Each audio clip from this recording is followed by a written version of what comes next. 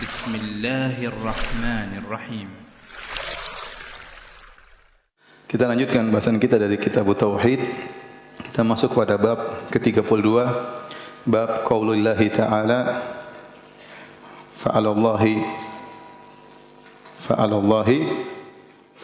wa 'alallahi fatawakkalu in kuntum mu'minin. Wa 'alallahi fatawakkalu in kuntum mu'minin. Dan hanya kepada Allah lah kalian bertawakal jika kalian beriman. Ini merupakan rangkaian dari bab-bab sebelumnya di mana Syekh Muhammad bin Abdul Wahhab rahimahullahu taala mulai membahas tentang ibadat qalbiyah, amalan-amalan hati. Sudah kita bahas sebelumnya tentang al-mahabbah, cinta kepada Allah, dan bagaimana syirik terjadi pada masalah cinta kepada Allah. Terus kita lanjutkan pula tentang al-khauf minallah, takut kepada Allah, bagaimana syirik dalam al-khauf, masalah khauf. Dan sekarang kita akan bahas tentang tawakal, bahwasanya tawakal hanya untuk Allah. Bahkan Allah berkata, wa 'alallahi fatawakkalu, hanya kepada Allah lah hendaknya kalian bertawakal, in kuntum mu'minin, jika kalian benar-benar beriman. Dan tawakal adalah ibadah yang sangat agung, ya. Sampai-sampai sebagian ulama mengatakan at-tawakkul, bahasa Arabnya tawakkul, ya. Tawakkul adalah nisfuddin. Tawakal itu setengah agama. Karena ibadah atau agama dibangun di atas ibadah dan tawakal. Ibadah dan tawakal. Karenanya dalam Al-Quran banyak ayat menggandengkan antara ibadah dengan tawakal. Contohnya, iyyaka na'bud wa iyyaka nasta'in. Ini ayat kita diperintahkan untuk baca banyak sekali. Paling tidak minimal dalam satu hari 17 kali dalam solat 5 waktu. Ya, kita baca iyyaka na'bud, hanya kepada Engkau lah kami beribadah, wa iyyaka nasta'in, dan hanya kepada Engkau lah kami mohon pertolongan. Itulah apa? Tawakal. Ya, alaihi tawakkaltu wa ilaihi unib. Hanya kepada Allah aku bertawakal dan kepadanya lah aku kembali. Allah berfirman, fa'buduhu wa tawakkal alaih. Beribadahlah dan bertawakal kepada Allah Subhanahu wa taala.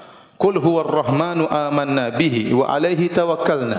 Katakanlah dialah Ar-Rahman, kami beriman kepadanya, wa alaihi tawakkalna, dan kami bertawakal kepada Allah Subhanahu wa taala. Wa tawakkal 'alal azizir rahim alladhi yaraka hina taqum wa taqallubaka fis sajidin innahu wasamiul alim. Bertawakallah kepada Allah yang melihat engkau tatkala engkau sedang salat. Jadi banyak sekali dalam Al-Quran ayat-ayat menggandeng antara ibadah dengan tawakal, yang menunjukkan bahwasanya tawakal adalah setengah daripada agama. Hadirin dan hadirat yang dirahmati oleh Allah Subhanahu wa taala, oleh karenanya Allah Subhanahu wa taala mencintai orang-orang yang bertawakal. Innallaha yuhibbul tawakkil.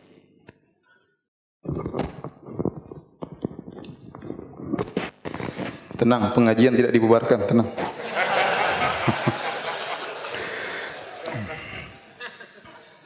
Allah Subhanahu wa taala berfirman, ya, innallaha yuhibbul mutawakkilin. Sungguhnya Allah mencintai orang-orang yang bertawakal. Tawakal ini ibadah yang sangat hebat. Oleh karenanya di antara ciri-ciri orang-orang yang masuk surga tanpa azab dan tanpa hisab, kata Allah Subhanahu wa taala, wa ala rabbihim yatawakkalun, dan mereka bertawakal kepada Rabb mereka. Apakah itu hakikat tawakal? Kita akan bahas pada kesempatan kali ini. Tolong antum perhatikan dengan serius ke papan tulis, ya.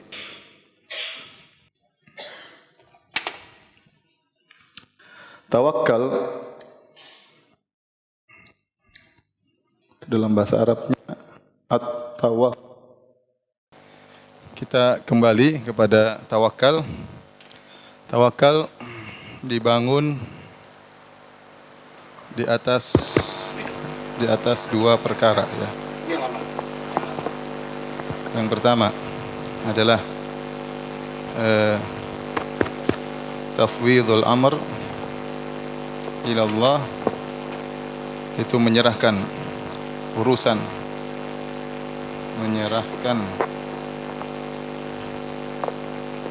urusan sepenuhnya kepada Allah. Yang pertama adalah tafwidul amr ila Allah, menyerahkan urusan kepada Allah Subhanahu wa taala. Yang kedua, badlul asbab, yaitu melakukan sebab. Yang kalau dalam bahasa kita istilahnya ikhtiar. Padahal ini bahasa yang salah ya. Ikhtiar itu pilihan. Kalau kita artikan apa? Usaha. Harus ikhtiar. Maksudnya harus apa? Usaha. Tapi ya, bahasa Indonesia namanya apa? Ikhtiar. Ini disebut dengan tawakal. Kalau hanya bersandar kepada salah satunya, maka itu tawakal yang keliru. Ya. Pertama kita bahas adalah menyerahkan urusan kepada Allah, menyerahkan Allah Taala. Nah, seorang tidak mungkin dia bisa memfokuskan hatinya untuk menyerahkan urusannya segala urusannya sepenuhnya kepada Allah, kecuali kalau dia benar-benar paham tentang tauhid ar-rububiyah dan tauhid al-uluhiyah, atau tauhid al-asma wa sifat. Kenapa? Karena kalau dia menyerahkan urusan kepada Allah, dia tawakal, dia harus yakin bahwasanya Allah, dia harus percaya Allah Subhanahu wa taala yang mampu mengatasi segala urusan. Bahwasanya dia harus husnudzon kepada Allah Subhanahu wa taala. Bahwasanya aturan Allah itu lebih baik daripada aturannya sendiri. Maka dia harus mengumpulkan antara thiqah, ya, thiqah percaya kepada Allah, dan juga harus mengumpulkan husnudzan billah, itu berprasangka baik kepada Allah. Contoh, dia percaya kepada Allah, dia tahu, dia harus yakin dengan rububiyah, bahwasanya yang mengatur alam semesta ini Allah Subhanahu wa taala. Allah mengatur langit, mengatur bumi, matahari tiap hari, berbagai macam urusan, jutaan urusan tiap hari Allah atur, perkara-perkara yang besar. Gerakan matahari, gerakan rembulan, lautan, gunung, banyak sekali. Nah, ente cuma satu ekor saja. Ini mudah bagi Allah untuk urusin ente, gampang. Paham? Itu tidak mungkin kita percaya kecuali kita yakin tentang rububiyah, bahwasanya ini semua di tangan Allah Subhanahu wa taala. Maka tatkala kita tawakal, kita yakin serahkan kepada Allah, ya, kita percaya Allah mampu mengatur segala sesuatu.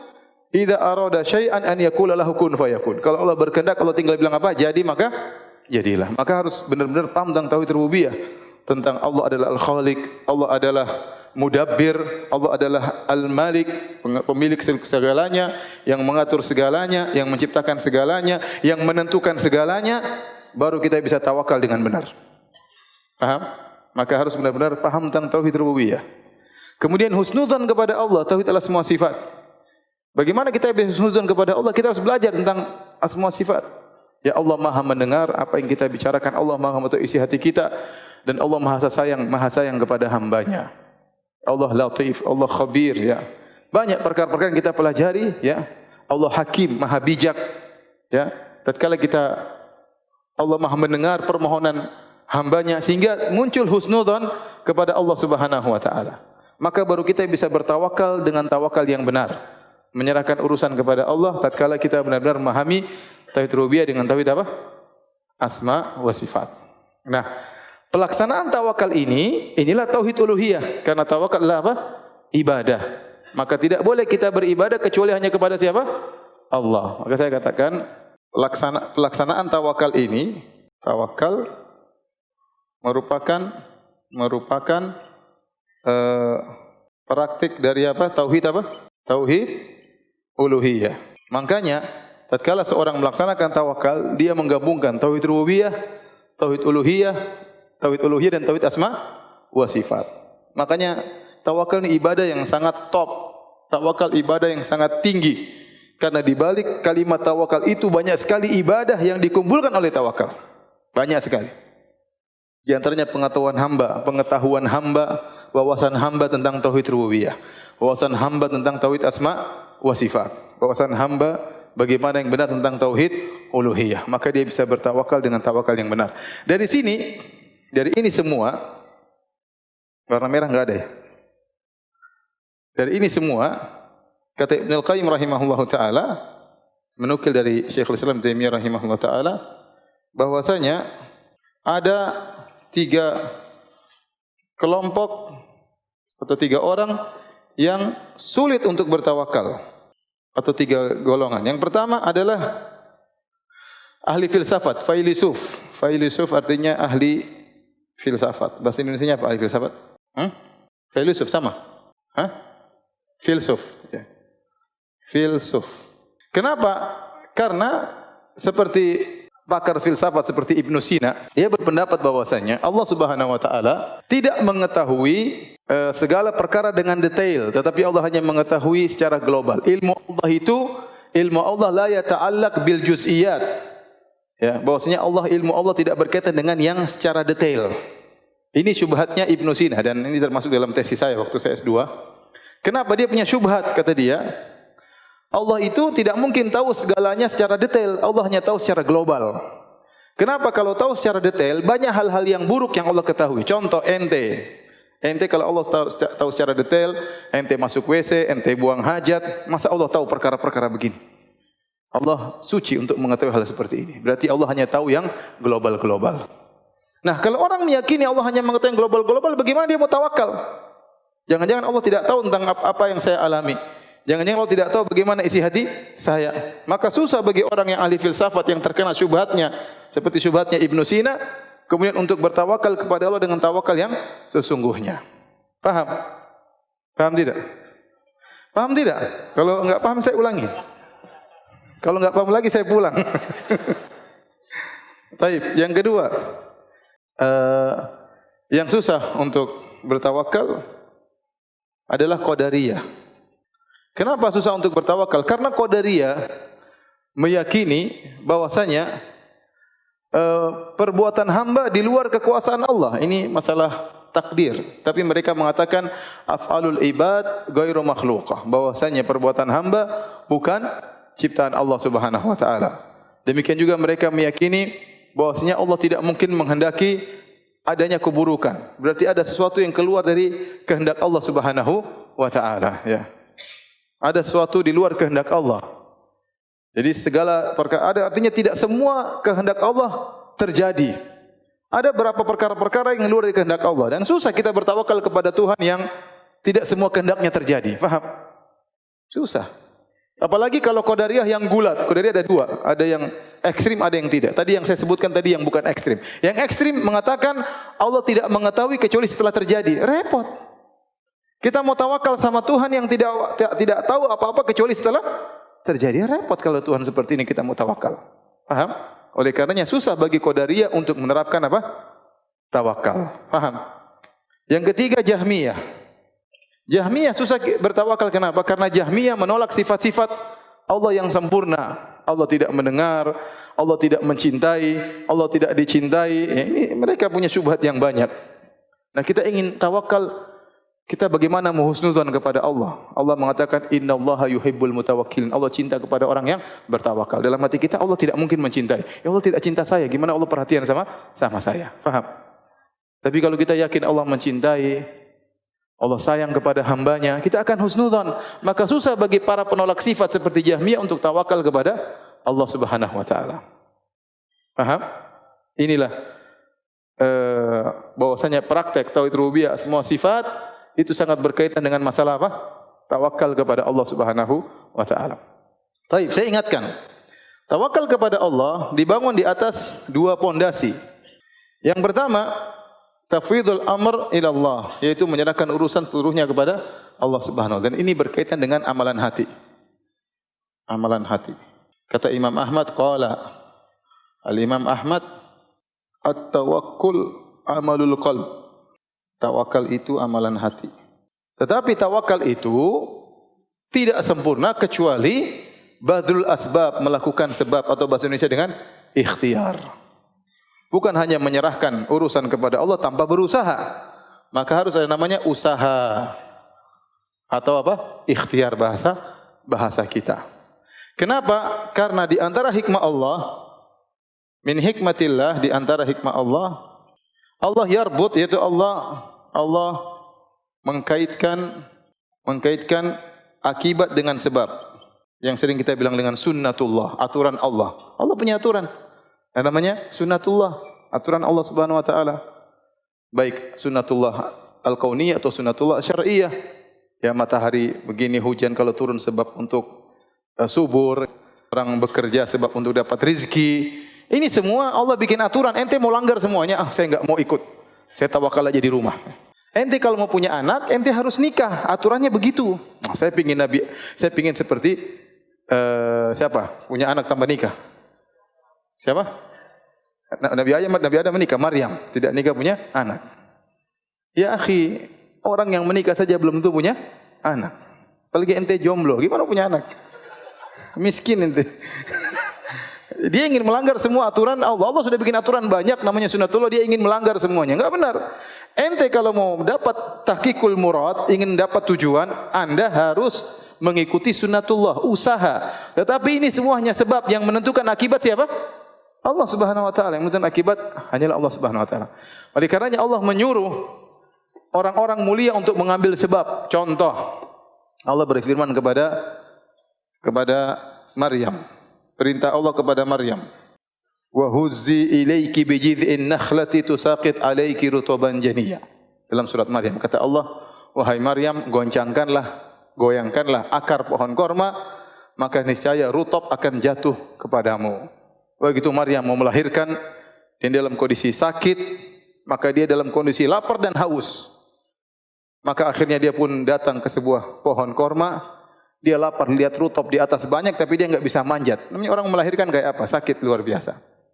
Maka Allah menyuruh, Allah bisa langsung jatuhkan korma dimakan sama Maryam. Bahkan kalau perlu enggak usah dimakan, Allah bilang Maryam kenyang, langsung kenyang, enggak usah makan. Bisa atau tidak? Bisa. Tapi Allah punya sunnatullah. Maka Allah menyuruh Maryam untuk goyangkan apa? Batang akar korma. Nah, orang mau melahirkan, kira-kira digoyang, pohonnya goyang atau tidak? Tidak. Kalau ente coba nanti mati terus ente goyang pohon kelapa, ente yang goyang, bukan kelapa yang goyang, ente yang apa? Yang goyang. Tetapi Allah tetap menyuruh Maryam mengambil ikhtiar, meskipun sebenarnya tidak bisa menimbulkan akibat, tetapi Allah ajari harus ada apa? Usaha. Maka ingin digoyang, tusaqit alaiki rutaban janiyya, maka rutab-rutab pun berguguran dimakan oleh siapa? Maryam. Allah suruh untuk berikhtiar. Paham? Contoh Nabi kita, Nabi Muhammad sallallahu alaihi wasallam, ya, betapa banyak Nabi. Nabi adalah Sayyidul Mutawakkilin, adalah pemimpin orang-orang yang bertawakal. Tidak ada yang lebih tawakal daripada Nabi. Tapi Nabi sallallahu alaihi wasallam mengambil sebab. Nabi mau punya anak, Nabi menikah. Ya. Nabi mau perang, Nabi pakai baju perang. Bahkan waktu perang Uhud, Nabi pakai zir'ain, dua lapis baju perang. Apa? Bilang Nabi tidak tawakal. Nabi tawakal. Nabi pakai baju perang. Nabi setiap peperangan, Nabi kumpul dengan sahabat, strategi. Itu ikhtiar atau tidak? Ikhtiar. Kalau enggak, udahlah, kita doa saja. Enggak usah ikhtiar, tenang aja. Enggak ada. Nabi ngajarin bermusyawarah, terjadi diskusi, taktik bagaimana, bikin khandak. Itu semua usaha Nabi SAW. Padahal dia adalah orang yang paling bertawakal. Dan para sahabat adalah orang yang paling bertawakal. Tapi mereka melakukan sebab dalam rangka untuk mencapai tujuan. Dalam rangka untuk mencapai apa? Tujuan. Nabi SAW kalau bersafar, bawa bekal atau tidak? Bawa bekal. Nabi bawa bekal. Ya. Jadi, semua yang dicontohkan Nabi, ada sebabnya. Nabi berikhtiar. Bahkan Nabi terkadang menumpuk makanan untuk keluarganya. Dibilang Nabi tidak tawakal. Kok pakai nabung-nabung segala? Nabi ada siapkan makanan buat apa? Istrinya. Berarti, orang yang paling tawakal Nabi Muhammad SAW ternyata beliau juga melakukan apa? Usaha atau al-akhdhu bil asbab, yaitu ikhtiar bahasa kita, yaitu berusaha.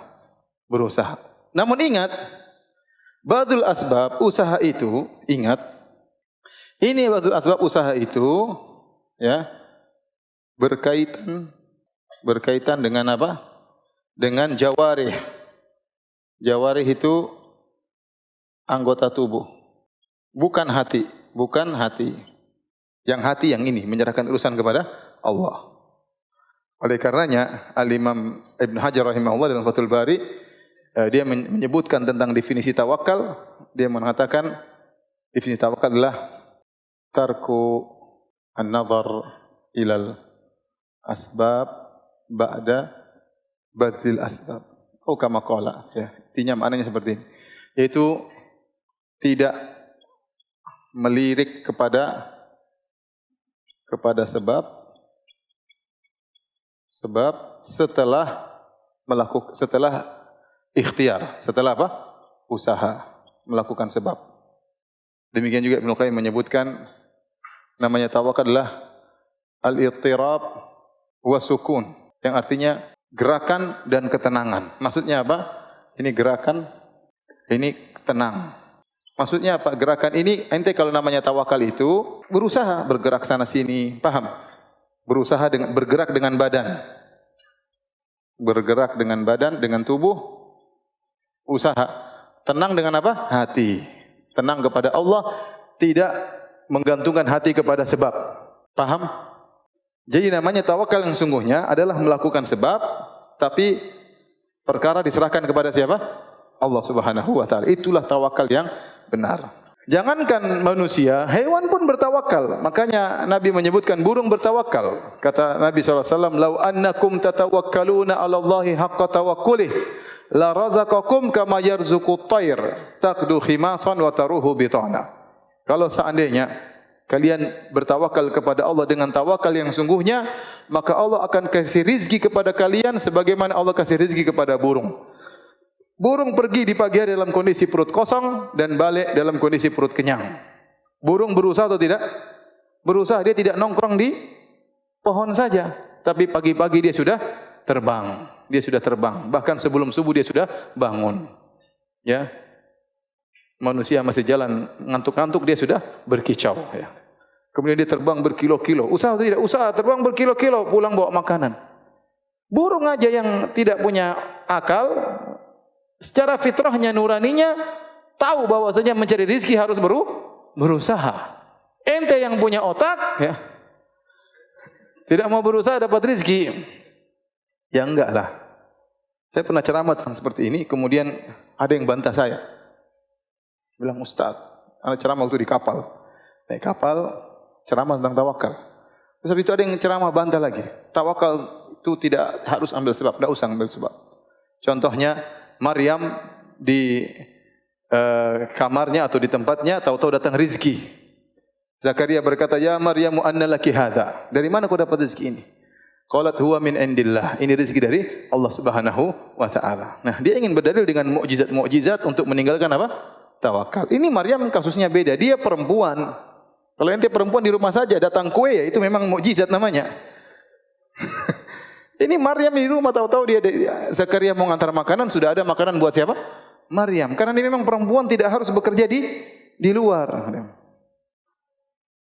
Dalil terlalu banyak menyuruh kita untuk apa? Berusaha. Dalam kondisi-kondisi tertentu, terkadang Allah kasih akibat tanpa sebab. Itu mungkin.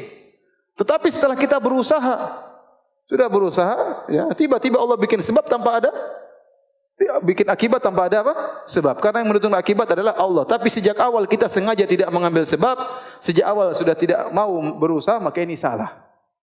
Paham? Jadi saya ulangi, tawakal itu terdiri atas dua, penyerahan hati kepada Allah, dan ini adalah amalan hati. Paham? Kemudian yang kedua, melakukan sebab, dan ini berkaitan dengan badan. Berkaitan dengan apa? Jawari, anggota badan.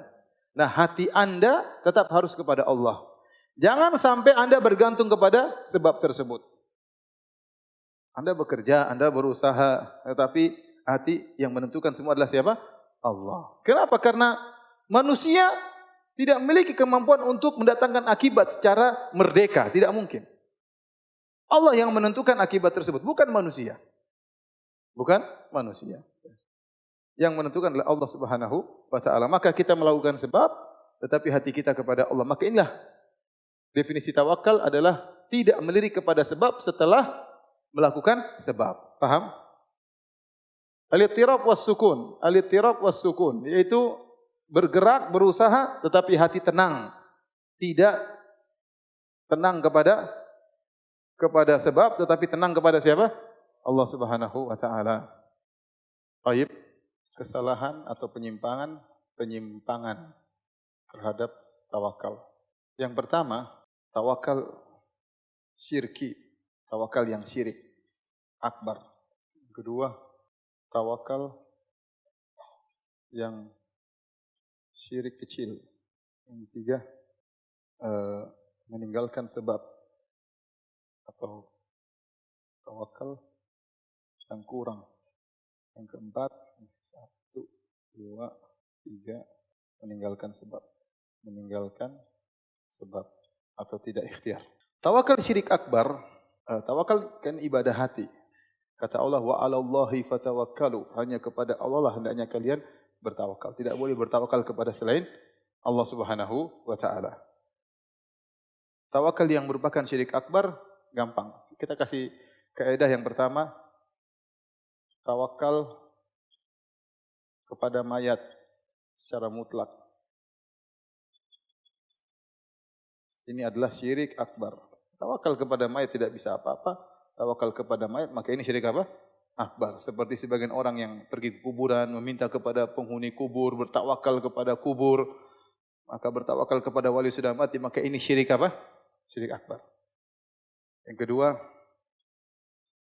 tawakal kepada yang gaib.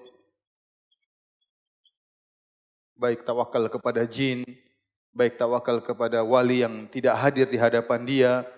Ya ini semua adalah syirik akbar. Seakan-akan wali tersebut melihat dia, seakan-akan wali tersebut mendengar dia. Tawakal kepada yang gaib secara mutlak adalah syirik akbar. Yang ketiga, tawakal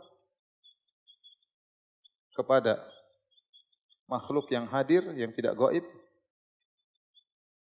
Makhluk yang hadir pada perkara yang tidak dia mampu. Perkara yang tidak mampu kecuali hanya Allah. Mampu kecuali misalnya tawakal tentang supaya dapat anak. Salah, ente tawakal. Anak urusan siapa? Allah.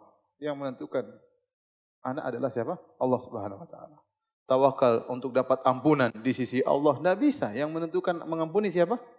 Allah. Jangan tawakal sama orang, sama kiai, sama wali supaya diampuni, enggak. Yang bisa memaafkan cuma siapa? Wa may yaghfiru dzunuba illa Allah. Siapa yang bisa memaafkan kecuali siapa? Allah. Ini pada tawakal berkaitan dengan agar badai hilang. Ini tidak bisa yang mengatur kecuali siapa? Allah Subhanahu wa taala. Ya, jangan tawakal kepada nahkoda misalnya ya. Enggak, ya. Jangan tawakal kepada pilot, apalagi tawakal sama pramugari. Jadi ini tawakal sebenarnya tawakal syirik akbar semuanya. Tawakal syirik apa? Syirik akbar. Paham tidak? Karena mereka tidak berhak untuk ditawakali. Mau tawakal sama mayat bisa apa? Tawakal kepada sesuatu yang gaib tidak hadir. Tawakal sama jin tidak boleh. Ya. Tawakal kepada yang hadir tapi perkara yang tidak dimampu kecuali hanya Allah, maka ini juga adalah syirik akbar. Baik, syirik kecil yaitu tawakal kepada makhluk yang ia mampu tetapi hati bersandar kepada makhluk tersebut. Dan ini banyak terjadi. Ini sebenarnya mengatakan nau minasyirik, yaitu syirik kecil. Seperti apa? Contoh, dia bertawakal tentang rizkinya kepada bosnya. Kalau bukan bos saya mungkin tidak dapat rizki. Ya, seperti dalam hatinya ada seperti itu meskipun dia tidak ungkapkan. Seakan-akan dia hanya bisa dapat rizki kalau lewat bos ini. Seakan-akan dia hanya bisa dapat rizki kalau kerja ini. Berarti dia tawakalnya dalam hatinya tawakal kepada apa? Kepada pekerjaan tersebut. Contoh dia ke dokter, kemudian dia seakan-akan ada kecenderungan hatinya tawakal kepada dokter tersebut. Ini syirik kecil. Saya katakan tadi masalah sebab itu semua berkaitan dengan anggota badan. Hati tetap kepada siapa? Allah. Kita ke dokter, kita berusaha, dokter tolong. Tapi kita tahu yang menyembuhkan siapa? Allah. Itu baru tauhid. Tetapi kalau mulai hati kita kemudian melirik kepada sebab tersebut, itulah sedikit kesyirikan. Maka seorang harus melatih diri membersihkan hatinya dari segala bentuk kesyirikan. Jangan dia bertawakal kepada sebab, tapi dia bertawakal kepada Allah. Paham? Dan betapa banyak kita seperti ini. Banyak atau tidak? Banyak. Kayaknya hanya orang itu yang bisa kasih rezeki. Hanya pekerjaan ini yang bisa membuat kita dapat rezeki. Meskipun tidak ungkapkan, tapi hati kita seakan-akan demikian. Maka itu adalah hanya dokter ini yang bisa menyembuhkan. Hanya obat ini yang bisa menyembuhkan. Kalau tidak minum obat tidak bisa sembuh. Batu-batu minum obat. Yakin dengan obat ini ya. Yakinnya bukan kepada Allah, yakinnya kepada apa? Obat. Disitulah ada kesyirikan. Obat sebab untuk kesembuhan, benar. Ya. Maka ini perlu melatih diri agar kita terhindar daripada syirik asghar. Paham? Taib. Yang ketiga namanya tawakul qasir. Tawakal yang kurang. Yaitu ini tidak salah, tetapi kurang sempurna. Ya. Yang kurang sempurna. Yaitu hanya tawakal kepada perkara-perkara tertentu. Sementara pada perkara-perkara yang besar,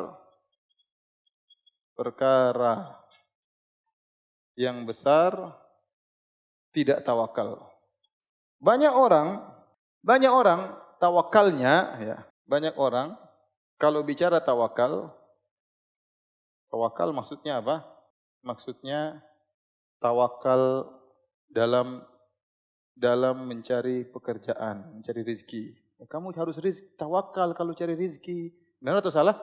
Benar. Kamu harus tawakal kalau cari jodoh. Benar atau tidak? Kamu jangan jomblo aja, tawakal. Berusaha. Jadi yang dijadiin tawakal ini, tawakal cari rezeki, tawakal jodoh, tawakal tatkala sakit. Ini benar, ini tidak salah. Tapi di sini ada perkara-perkara yang kita lebih tawakal seperti ibadah, tatkala salat, tatkala haji, tatkala dakwah. Ini perkara yang besar. Jadi tawakal kebanyakan orang menyangka hanya perkara dunia, padahal tawakal itu juga berkaitan dengan perkara apa? Ibadah. Dan tadi kita sebutkan di awal pengajian banyak ayat yang mengkaitkan antara tawakal dengan ibadah. Iyyaka na'budu wa iyyaka nasta'in. Hanya kepada Engkau beribadah, hanya kepada Engkau kami bertawakal. Fa'budhu wa tawakkal alaih. Beribadahlah dan bertawakal kepada Allah. Allah gantikan adalah tawakal dengan ibadah. Wa tawakkal 'alal azizir rahim alladzi yaraka hina taqum wa taqallubaka fis sajidin. Innahu samiul alim. Bertawakallah kepada Allah yang melihat engkau tatkala engkau sedang sujud, sedang salat. Jadi kita harus tawakal, haji tawakal, salat tawakal, ya. Bersedekah kita serahkan kepada Allah, tawakal, apalagi dakwah. Makanya para anbiya mereka dulu bertawakal dalam dakwah. Kata Allah, para anbiya berkata, "Wa ma lana alla natawakkala 'ala Allahi wa qad hadana subulana wa la nasbiranna 'ala ma adaitumuna." Ala ma tawakal kepada kata para nabi. Ya. Wa qad hadana subulana, Allah telah memberikan kami petunjuk kepada jalan-jalan yang benar. Sungguh kami akan sabar dengan gangguan kalian. Para nabi menunjukkan kami tawakal dalam apa? Dakwah. Kita dakwah perlu tawakal. Tawakal dalam dakwah, tawakal dalam menyampaikan, tawakal dalam berusaha. Tawakal serahkan kepada Allah. Fatawakkal 'ala Allah innaka 'alal haqqil mubin. Kata Allah kepada Nabi SAW, bertawakallah kepada Allah. Wahai Muhammad, sungguhnya kau berada di atas kebenaran yang nyata. Allah suruh Nabi bertawakal dalam apa? Dakwah. Jadi jangan disangka tawakal hanya pada perkara dunia. Dalam ibadah juga perlu apa? Tawakal. Antum dakwah perlu tawakal. Antum umrah perlu tawakal. Antum haji perlu tawakal. Antum solat tawakal kepada Allah. Serahkan. Ya Allah, saya ini solat penuh dengan kekurangan. Saya tidak bisa solat khusyuk kecuali dengan pertolonganmu. Itu menunjukkan tawakal kepada Allah Subhanahu wa ta'ala. Paham? Jadi ini tawakal yang kurang sempurna, yaitu membatasi tawakal hanya pada perkara apa? Dunia. Paham? Tidak lanjutin. Kesalahan yang keempat, meninggalkan sebab. Sebagian orang menyangka namanya tawakal yang sempurna itu tidak melakukan sebab. Itu berarti terbukti ente memang menyerahkan urusan kepada Allah. Jangan lakukan sebab. Sampai sebagian orang, Syekh Abdul Razak cerita, sebagian orang buat cerita-cerita supaya kaidah tawakal dibuang.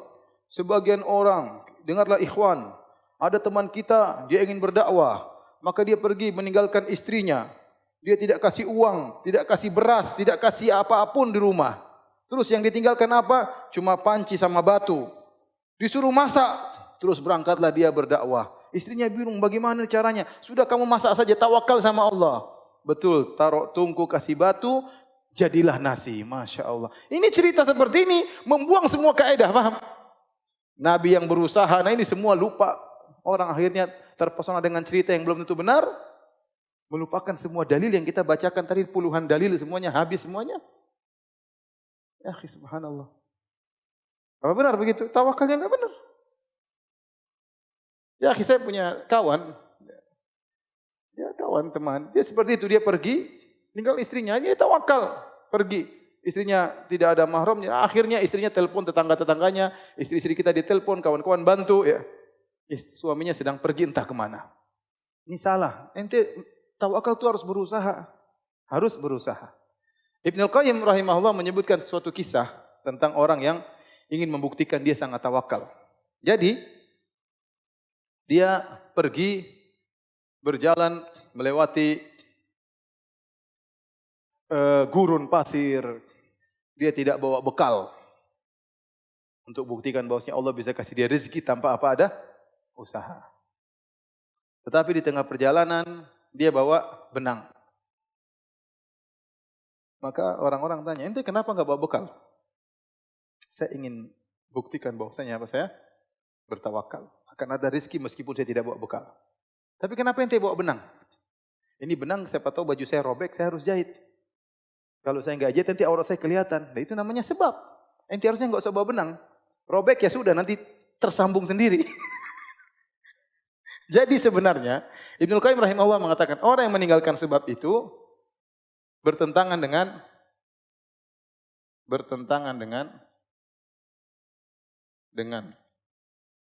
syariat,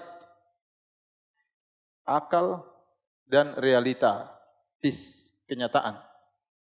Kenyataannya semua orang pasti melakukan sebab. Ente saja ingin dapat rezeki dengan tawakal. Tawakal itu sebab untuk dapat rezeki. Oh iya atau tidak? Yakin, kalau yakin minta kepada Allah. Bukankah doa itu sebab? Sebab. Bukankah yakin itu apa? Sebab. Husnuzon kepada Allah itu apa? Sebab. Enggak mungkin orang melakukan sesuatu tanpa sebab. Azan kah? Azan dulu semua. Hah? Belum? 3 menit. Cukup. Baik.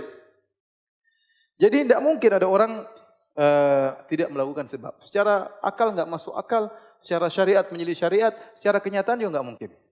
Disebutkan ada seorang, dia tinggal di suatu kamar orang-orang miskin dan di situ setiap hari ada orang datang antar makanan.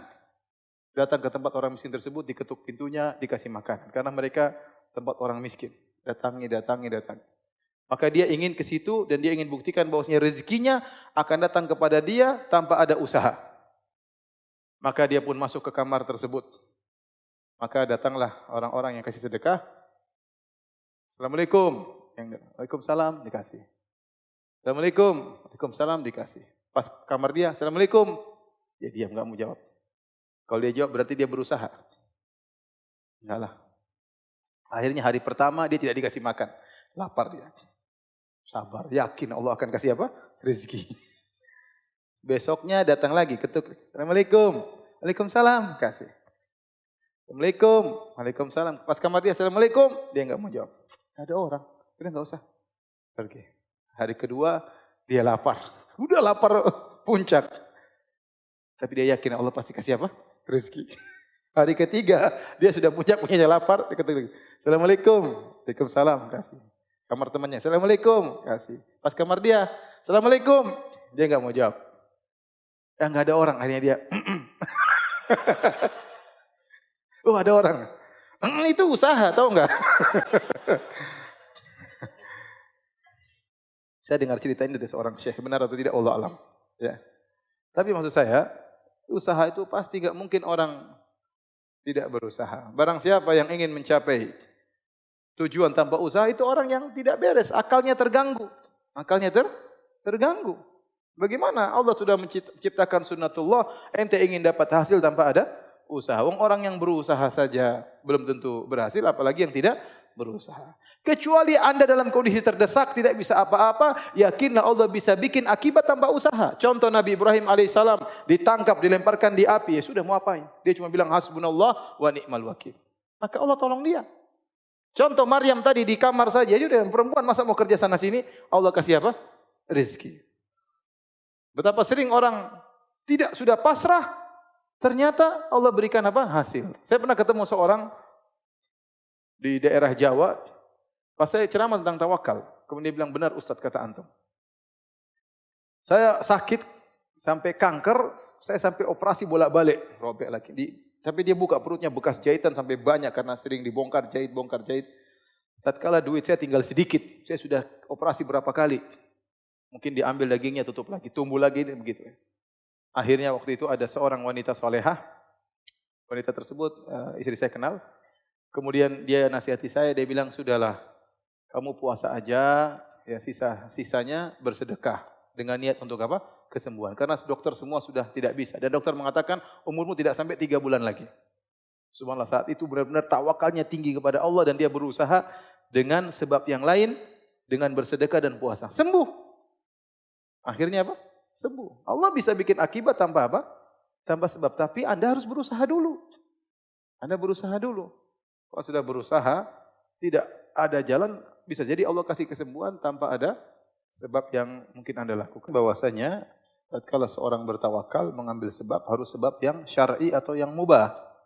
Sebab yang syar'i dengan atau sebab yang diperbolehkan, bukan sebab yang haram. Ya. Contoh berobat dengan khamr enggak boleh. Berobat ke dukun meskipun sembuh tidak boleh. Ya, misalnya menghilangkan kemungkaran dengan melakukan keonaran, maka tidak boleh.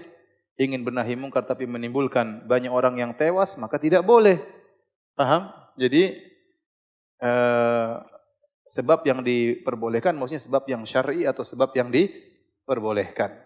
Adapun sebab yang diharamkan atau sebab yang kemudaratan maka tidak diperbolehkan. Allah alam bisawab, ya.